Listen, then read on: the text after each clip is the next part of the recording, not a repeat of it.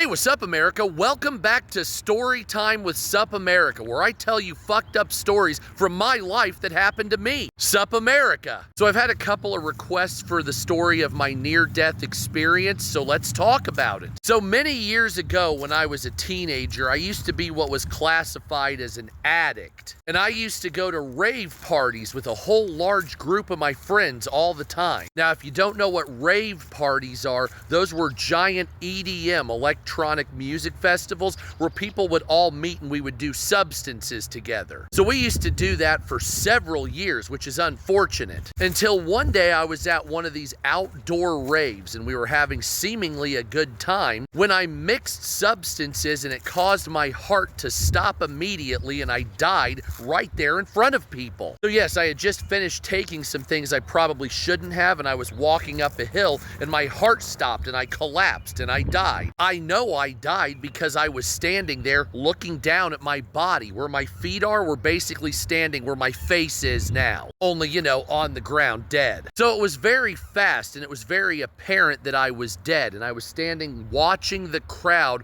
walk by my spirit that was standing there. The people, the real people that were alive, were wispy, almost like they were ghosts. I was on the other side of the plane of existence. It was like looking into an aquarium. If you put your face up to an aquarium and that distorted look, it's kind of like that. So I was out of my body, dead from an OD, and it looked like I was just gonna be a ghost until off in the distance, up in this direction, a tiny black dot appeared that started to grow and spin much like a black hole and exponentially got larger, but it was coming towards me to suck the soul into whatever that was for eternal punishment and damnation, you see? And so your life review is very quick. You understand exactly why you're going to hell if you are, because that's what that was, by the way. Forgot to mention that was the doorway to hell. And you almost sit there for a minute and think to yourself, why am I going to hell? Is there any way I can explain? And no, there's no way you can explain. You're immediately judged when you leave your body and you go to hell or heaven. That's it. It's very quick, it's very violent, and it's very prominent. So anyway, as this tunnel to the underworld was coming to suck my soul into it,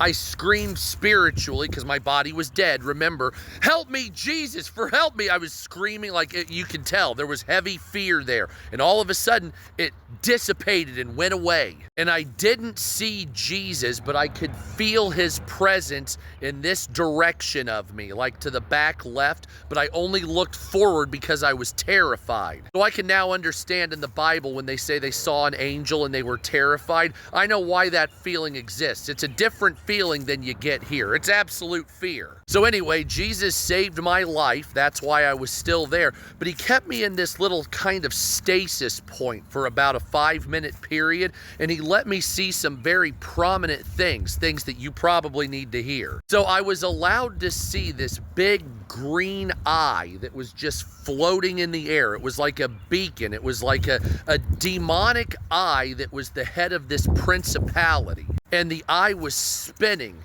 in a circle, emitting a green wavelength out of the eye, right? Like a beacon of a lighthouse, only it was coming out like a supernova, and it was a green wavelength that would spread through the crowd of people that were at this party. Now, when the wavelength would go through people, most of them it would pass through, and it would light up certain people in a gold color, and when they lit up, it would emit a smaller wavelength off of them, like a conduit or a beacon that would affect other people around them. I figured out that that was the demon emitting a wavelength causing or trying to get people to sin. And so the demon would emit a wavelength out of its spinning fucking eye, and that wavelength would hit the people. But it was a specific type of sin, like lust or greed or theft or envy or whatever it was. And so not everybody was affected by every sin. So that's why it passed through some people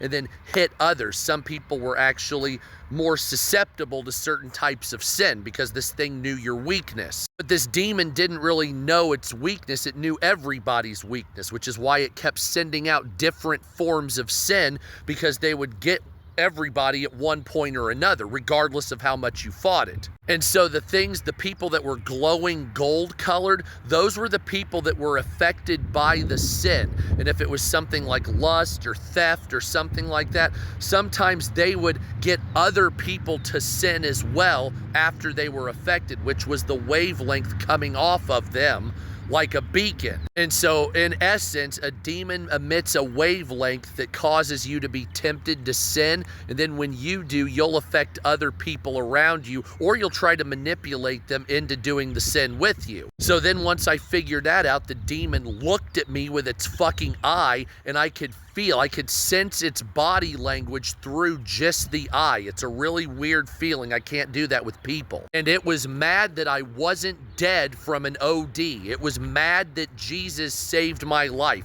I was supposed to be dead, and it was angry I was still alive. And then I was violently thrown back into my body because Jesus still wasn't happy with me. He's not all cute and cuddly, everybody. He's a fucking warrior, and he doesn't like it when you piss him off, apparently. So make no mistake about that. Oh, and by the way, coming back into your body after death hurts like a fucking bitch. Yes, you just don't go in it and rise up all nice. It's like you've been hit by a fucking Mack truck. That's what it's like. Anyway, got to the hospital. They saved my life. Well, they didn't save my life. Jesus saved my life, but you know what I'm saying. Oh, just want to throw out there, I went to that rave with 20 or so people that were all my friends. Only 2 of them showed up at the hospital to even find out if I had survived. Everybody else just kept doing substances and partying. I actually had people step over my dead body after I had the heart condition that killed me. I know that because when I was standing there, I watched people literally